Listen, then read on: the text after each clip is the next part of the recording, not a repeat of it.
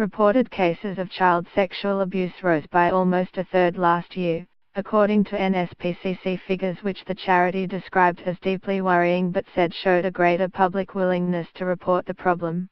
The charity said it referred an average of 90 calls a week to police and social services over concerns that a young person had been sexually assaulted. This was an increase of 31% on the year before. The NSPCC said it made a total of 4,677 referrals UK-wide last year, up from 3,578 in 2015-16. NSPCC Scotland reported the biggest year-on-year increase in referrals from 78 to 265 cases last year. The figures prompted opposition calls to reverse government funding cuts for child protection.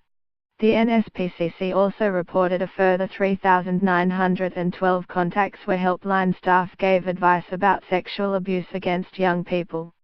The NSPCC said children will not always realize they are being sexually abused, while non-physical offending can occur through live streaming.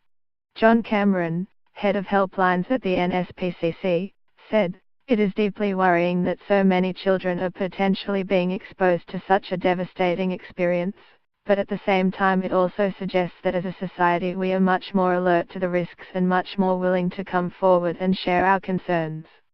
Sexual abuse can do huge damage to a child's life and, left untreated, will often haunt them long into adulthood.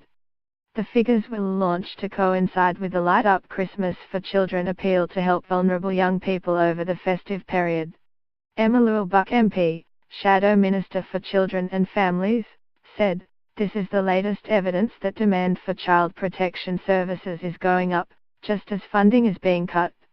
The government's own figures show that spending on children's services has already fallen by a tenth under the Tories, and we are heading for a £2 billion shortfall by 2020. Ministers should cancel their latest multi-billion-pound tax break for bankers and start protecting the most vulnerable children instead.